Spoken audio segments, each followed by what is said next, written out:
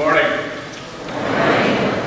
My warmest welcome to the many alumni joining us for this morning's chapel service, which features remarks by Giovanni Hamilton, class of 2019, and then a memorial service.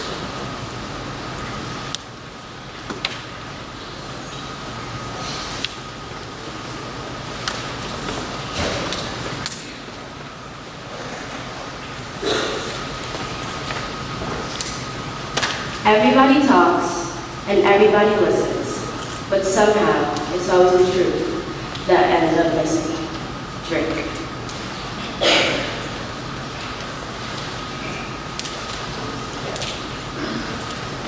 Reality is raw. Dreams are for real. Tupac Shakur.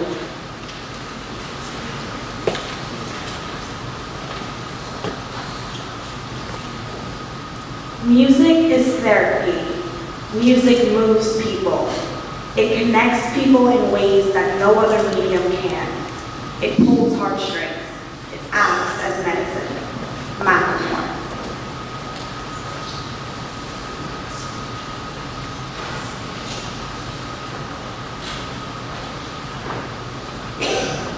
I'm a diamond in the rough, a shiny piece of coal, trying to reach my goal.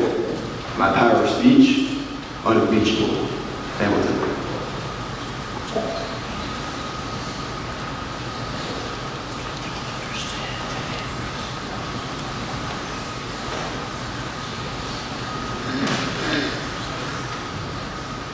Imagine a world where age was no longer conceivable, where the young and elderly, black and white, tall and short were one and the same.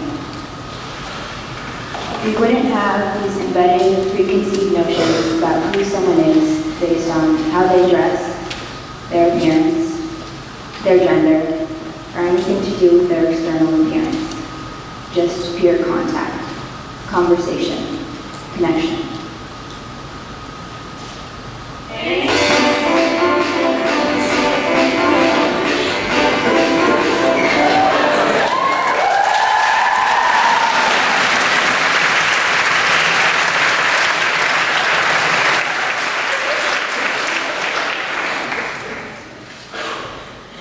Mama, me, popper, paper, popper, baby, bubble, cookie, cookie.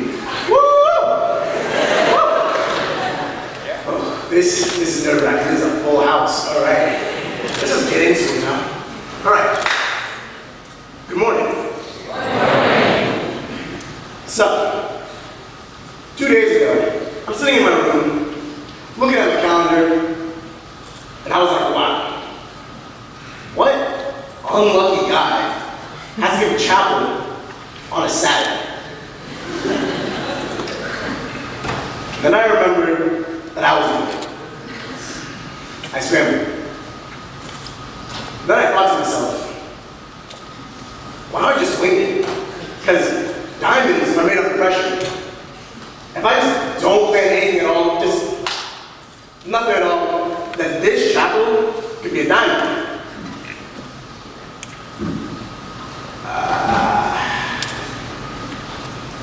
Oh no, I'm out of this.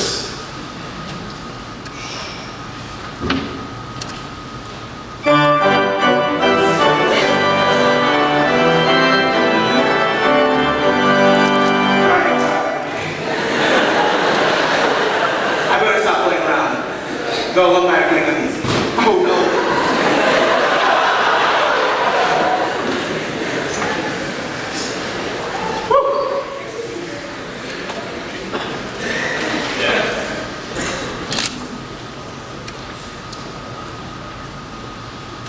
Before we get too deep into this chapel, I want everyone to look to your right,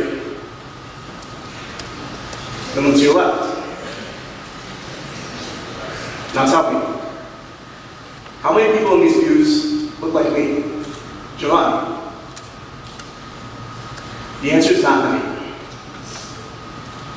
Westminster School, as many of you know, is a predominantly white institution. And more often than not, I find myself not fitting that category. An outsider.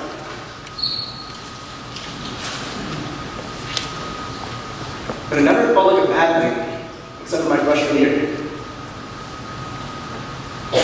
I've had things done to me and said to me that humiliated me and demoralized me. Being an overweight, unathletic boarder was tough. But I can handle all of that. I've got thick skin. But there's one part that was too much. When you're treated differently with things about yourself you cannot control or change, it hurts. When people took it into their hands to be mean to me because my skin was different and I didn't look like them, it hurt. For anybody who might not still understand, let me explain. People touch my hair without asking. I like to think they don't know that my hair would start to look nasty if you move it around with your hands, but that takes a while in the morning to make it look right. I've been asked, Gio, are you in a gang? Or, can I say it? Bro, don't worry. My other black friends let me say it. What if it's in a song? Then can I say it? No. The answer is no. People have called me by another person's color's name. Hey, Khalil. Or Stone. What's up? Khalil, Stone, and I look nothing alike. But we are mistaken for each other just because of the color of our skin. People here at Westminster did these things simply because of the color of my skin. These comments and actions are the ones that hurt me the most. And it wasn't exactly realistic for me, a 14-year-old freshman, trying to educate other 14-year-olds about ignorance.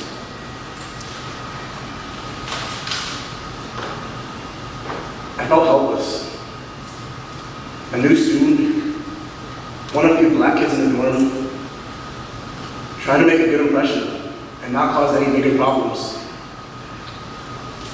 I didn't want to risk my spot. Westminster is pretty amazing. Compared to the schools at home, teachers here actually care about you. They want to help you succeed. We have college counselors dedicated to helping you find the right fit and supporting you through the whole process. I've become close to many faculty here and made connections that will last a lifetime. And don't even get me started on the facilities. Look at this chapel. It's beautiful. Getting into Westminster full ride was an opportunity for a guy like me that would not come up again easily. So I was determined to make it work. So, if I didn't want to stir the pot and cause problems, I'd have to try something different. First plan, if you can't beat them, join them. That lasted about a day. Probably less. I'm not gonna lie. I did not know a lot about being a white suburban reporter, and that's just not who I am. Next plan. I thought about the words of Martin Luther King Jr. He once said, hate begets more hate, and violence begets more violence. Toughness begets a greater toughness. We must meet the force of hate with the power of love. Our aim must never be to defeat or humiliate the white man, but to win his friendship and understanding. So I decided I would just kill them with kindness. I kept smiling, playing along with the jokes. that wasn't ideal. So eventually, I did nothing. And I know how that sounds. Wow. He gave up?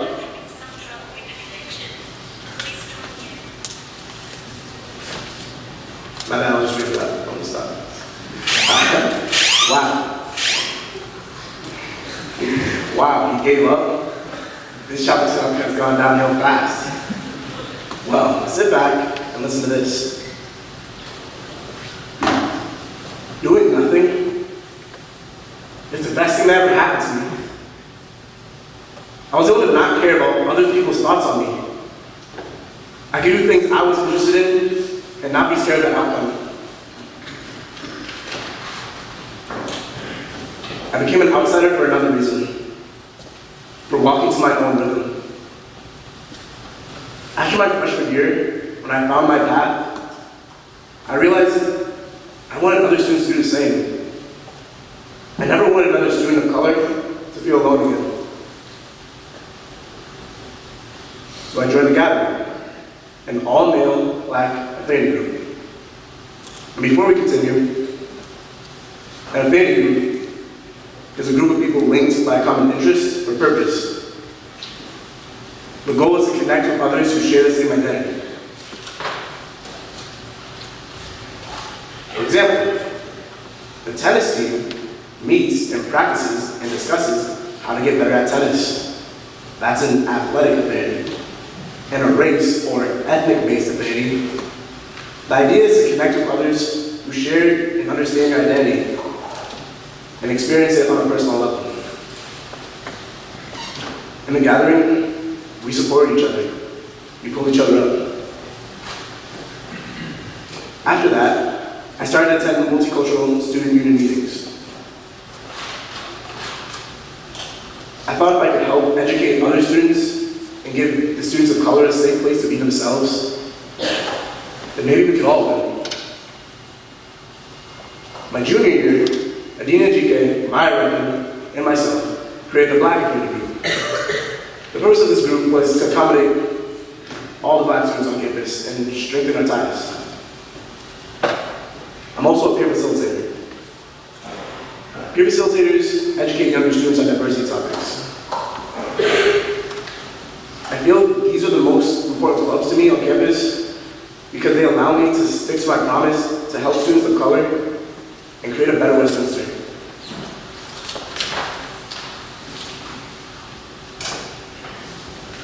Clubs like the one I mentioned before gave me the confidence to try out other clubs, like Student Activities Committee, apply to John Hay, run for the prefect board. And in reality, getting involved in these clubs fundamentally changed my experience at Westminster. So what am I trying to say in this chapter? Well, that's the million-dollar question. Like any English class you may have had before, that's up to your interpretation.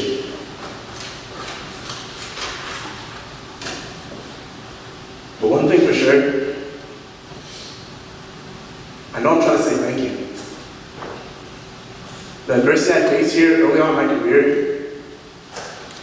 has made me who I am today. And I'd like to have become. Westminster took a risk accepting me, a waitlisted student from the inner city. Now I'd like to think I made an impact here and made a decision pay off.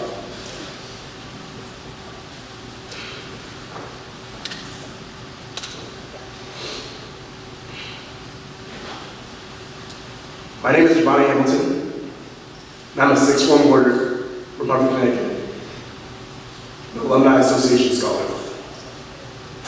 And Westminster School is a place I'll never forget. Thank you for listening.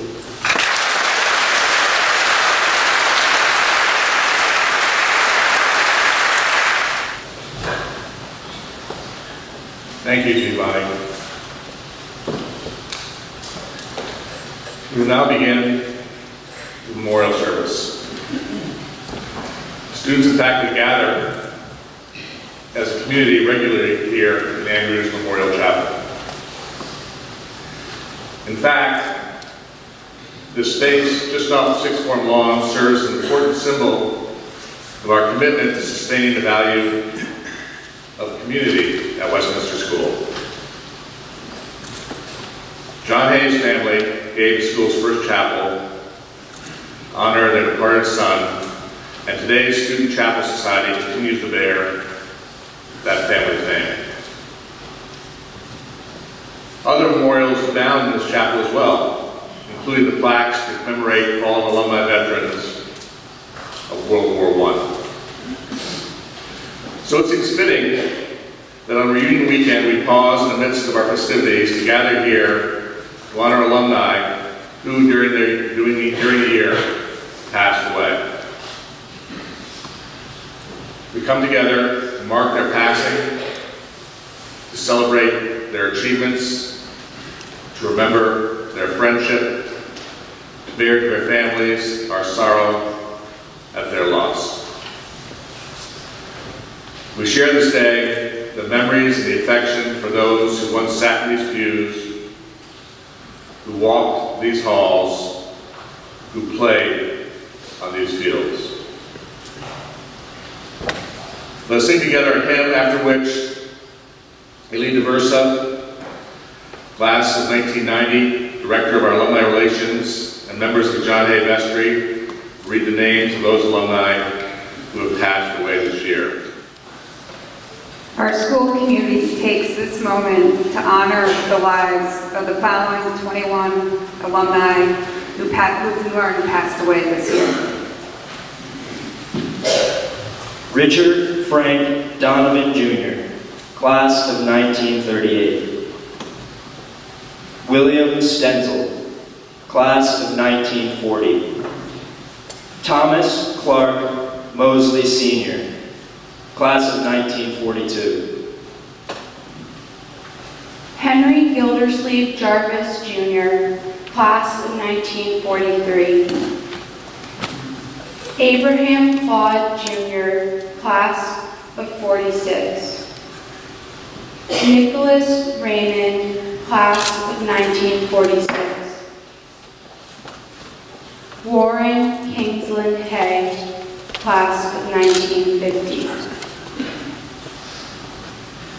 Theodore Newbold, class of 1950. Felix Juan Sarayas, Jr., class of 1952. W. Stuart Roberts, Jr., class of 1952. Charles Lawson Willard III, class of 1952. James Latchner, class of 1953. Robert Morton Adams Jr., class of 1957. Lewis Clinton Burke, class of 1968. Peter Michael Daly, class of 1968. Brian Reed, class of 1976. Lawrence Collier Gilman, class of 1978. Mark William Farley, class of 1980. Stephen Crutt, class of 1981. Kevin Patrick Brennan, class of 1999. Wade Hampton Horsey IV, class of 2000. May they rest in peace.